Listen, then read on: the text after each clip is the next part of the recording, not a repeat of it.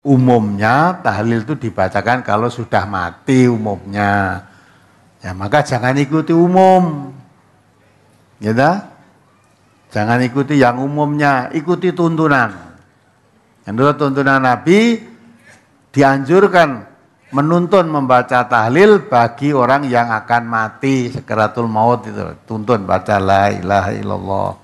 La ilaha illallah gitu. Kalau pidato umum itu memang saya tidak keahlian saya, karena itu harus dobes, itu tidak keahlian ulama, dobes itu tidak keahlian ulama. Ini saya baca singkat, tapi semoga ini barokah karena ini kholnya Bali Maksum. Semua mubalek tadi pakai catatannya sendiri, jadi itu ngekholi dirinya sendiri.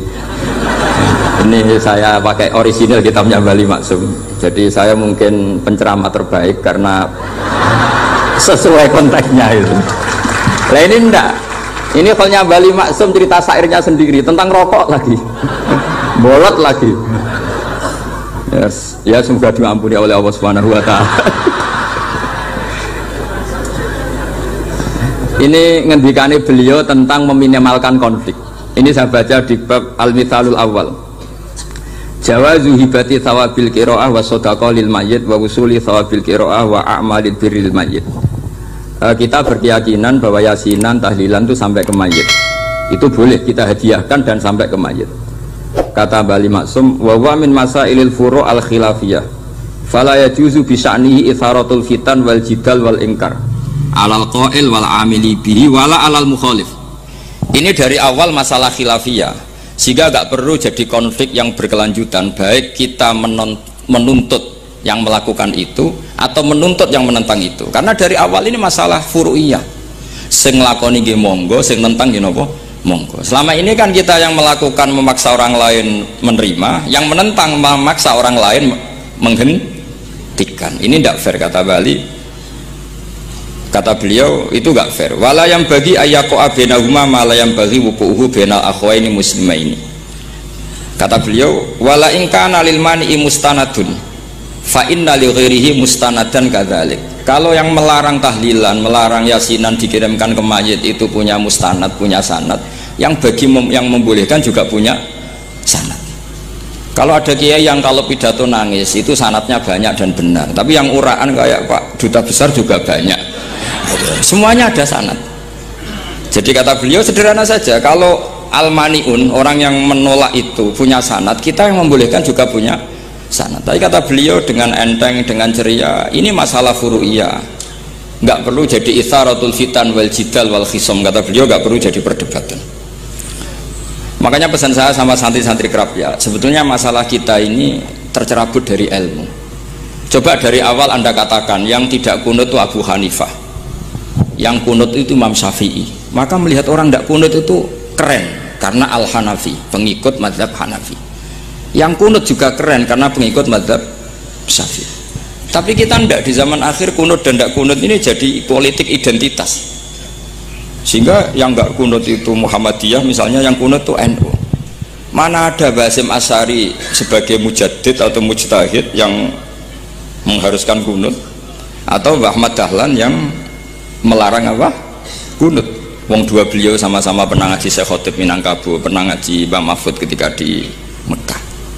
Jadi cobalah ilmu itu diperkuat sehingga kita mengatakan kunut adalah sunat menurut Imam Syafi'i, tidak sunat menurut mazhab Abu Hanifah. Sehingga enak sekali karena kita berdasar ilmu. Menyangkut sawabul qiraah atau sawabu amalil khairi, apakah sampai ke mayat apa enggak, ini kata beliau, kata Mbah Ali Maksum, beliau justru menukil Ibnu Taimiyah yang notabene sering dipakai dalil para orang-orang sana. Saya tidak tahu itu orang sana, itu Pak Duta itu yang tahu itu.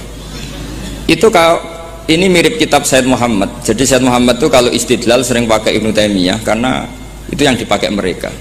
Tapi ternyata Ibnu Taimiyah, qala Ibnu Taimiyah innal mayyit yantafi'u bi qiraatil Qur'an kama yantafi'u bil ibadah al maliyah minas shadaqah wa nahwiha. Terus waqala Ibnu Qayyim fi kitabir ruh afdalu ma yuhda ilal mayyit as-shadaqah wal istighfar wa du'a lahu wal hajju anhu. Artinya gini, Kita sekarang ini tidak pernah kayak Bali Maksum pakai dalil jawazu ihda lil mayyit itu berdasar Ibnu Taimiyah dan Ibnul Qayyim. Kita seakan-akan Ibnu Taimiyah itu orang yang pasti melarang itu. Sehingga kita itu terus mengatakan sing nyunatno tahlilan ku sapa? Mbah Hasim atau Mbah Fakih atau siapalah. Meskipun riwayat ini mukhtalifah dari Mbah Hasim. Pertanyaannya adalah terus kesannya yang membolehkan itu hanya kiai lokal itu, kiai nasional itu. Padahal zaman Bali sudah mengajarkan kita yang membolehkan ihda'u a'malil khairi ilal mayyit, yang membolehkan hadiah Yasin, Fatihah, tahlil ke mayit itu adalah orang sekaliber Ibnu Taimiyah dan Ibnul Qayyim. Sehingga dengan kita pakai ilmiah yang diterapkan Bali Maksum, kita ini merasa orang keren, orang global, orang yang keren lah. Karena guru-guru kita Bali Maksum, Mbah Hamid biasa mentahlili, Mbah Munawir semua mentahlili guru-gurunya. Di level ulama global ada Ibnu Taimiyah dan Ibnul Qayyim. Tapi karena kita tidak baca, seakan-akan tahlilan itu hanya tradisi lokal yang tidak di ACC, tidak disetujui ulama kelas internasional. Padahal di sini jelas diceritakan Ibnu Taimiyah berpendapat qiraatul Quran yang dihadiahkan ke mayit atau tahlil itu boleh. Jadi ini sangat penting supaya orang itu pakai tradisi ilmu.